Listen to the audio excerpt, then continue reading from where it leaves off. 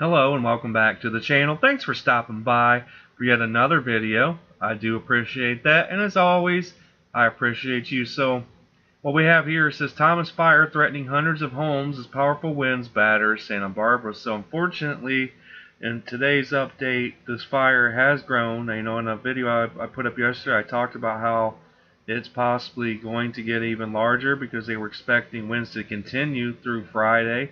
And that's exactly what happened, unfortunately. So let's get you up to date on the current situation. It says the fire that started in Ventura County on December 4th continued to grow overnight Friday, and on Saturday it was taking aim at the hills above Montecito in the Santa Barbara County area, with some wind gusts reported at 65 miles an hour. So remember, the winds had died down briefly yesterday. And now they've returned, unfortunately. As you can see, gusts up to 65 miles an hour, just insane. The so-called sundowner winds are pushing south from the mountains down to the coast, removing moisture along the way, and are expected to present firefighters in Santa Barbara County with their biggest challenge since the Thomas fire roared back to life a week ago, officials said. So, as you can see, man, this thing has died down and came back to life, if you will, a couple times, basically. And it's just, again, my thoughts and prayers go out to everyone in these areas that are being affected by this fire. Fortunately, no other loss of life has been reported, I do not believe. A firefighter lost his life, as I reported yesterday, and an elderly lady had lost her life as well. And some horses I know lost lives. I'm sure some pets probably lost their lives, and some wild animals as well. But we'll get into it. It says when sundowners surface in the area and the fire starts running down slopes, you're not going to stop it, Mark Brown, an operations section chief for the California Department of Forestry and Fire Protection, told reporters at a Saturday morning news briefing. He says that, and we are not going to stand in front of it and put firefighters in untenable situations. Sorry. Now here you can see the current areas, the mandatory evacuations and voluntary evacuation areas around the Thomas fire. Now this is as of 7 a.m. today. It says a significant boost in the humidity overnight Friday did virtually nothing to help fire behavior analyst Tim Chavez told firefighters.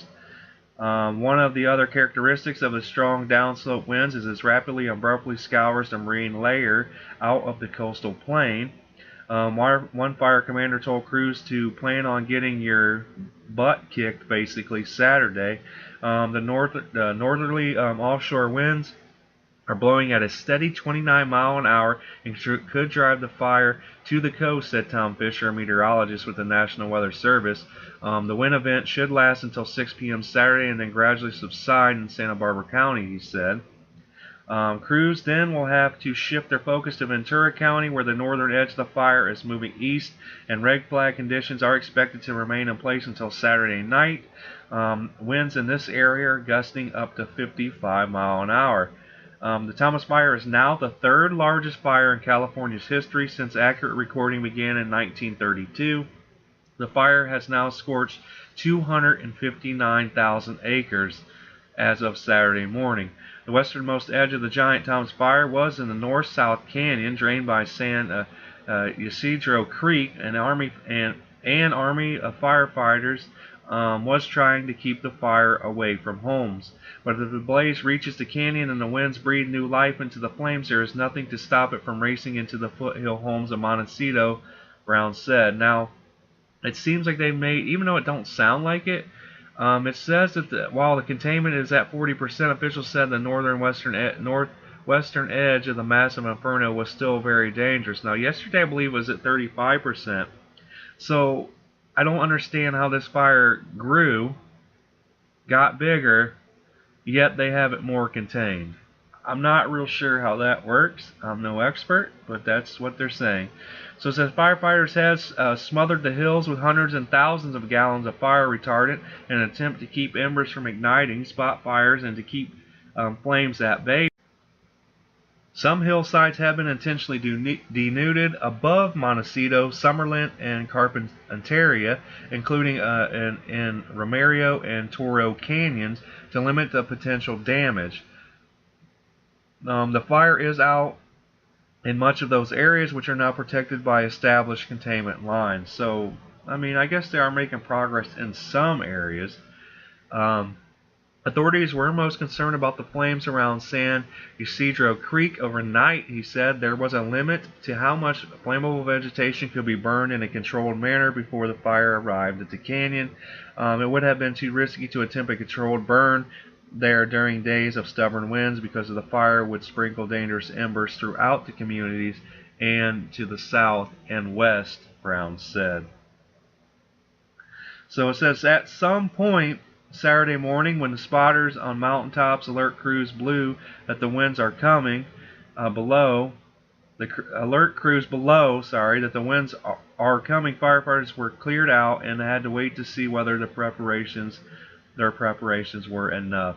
Now it says if the winds catch the flames well enough to send the blaze running south down the canyon towards Montecito, we won't stop the spread, Brown said. So it's still very, very dangerous situation going on with this fire, unfortunately. It says there are hundreds of homes in the fire's potential path, and with the winds this strong, it's too dangerous to put firefighters in front of it to stop it.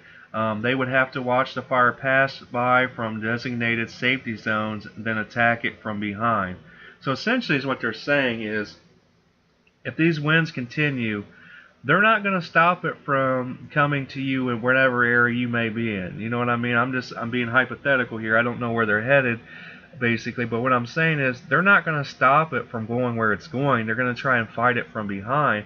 So essentially, whatever devastation and destructions it's going to cause, they might have to just let it do its damage. You know what I mean? Like, that's just unreal to me. But it goes on to say that Brown said he expected that structures would burn Friday night or Saturday if the winds return. He says more than 300 engine crews are posted along road shoulders, in open fields, and on private estates, with plenty of room to operate. An additional 300 are ready to flood the area. Now, he says we are doing anything and everything we can to keep the community safe. Martin Johnson, the division chief from the Santa Barbara County Fire Department, sent a message directly to the residents in the potential evacuation zone. He says, if you are in an evacuation order area, I'm asking you to please heed that order. If you're in one of the warning areas, be ready to go at a moment's notice. Johnson said, this is a significant event and we want everybody to be ready. Now it says commanders have identified specific locations in the mountains that would trigger additional evacuations if the fire reaches those points. It says Friday was the 12th consecutive day of red flag warnings, the longest sustained period of fire weather warnings on record. So I'm not gonna, let's see here if there's anything else. It says the Thomas fire has taken the lives of 2 people, including the firefighter Thursday, which I mentioned yesterday. It's destroyed more than 1,000 structures and damaged hundreds more at this point.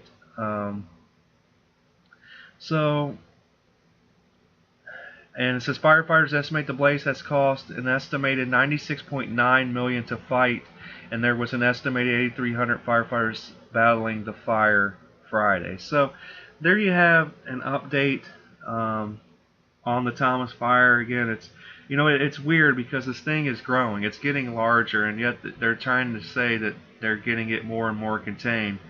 I guess it's possible. I don't know how that works, how something can literally grow into now the 3rd largest wildfire in California history, and yet the percentage that they have it contained is rising. I'm not quite sure how that works, how a fire gets bigger but yet more contained. It makes no sense, especially if you read this article, it just even tells you, and even the fire, some of the fire chiefs themselves even said, if the winds continue blowing like they are, they can't even get in front of it to contain it. They have to let it burn and attack it from behind. So I don't know. We're going to have to keep an eye on this for sure. I mean, this thing, who knows how long this is going to burn, unfortunately. Again, my thoughts and prayers go out to every single person that's been affected by these fires. It's just a tragic and insane event. Like, But I think that's where I'm going to leave it for today. I will get another update out to you tomorrow for sure. So be sure to share, like, subscribe, and comment down below. And also, thanks for supporting the channel and watching these videos. I mean, we're growing every day, guys, and I can't appreciate you enough for that. I know I say it literally every video, but I hope you guys know that I mean it. The channel would not grow without you, so I thank you for that. And I hope you guys have a great day. Peace.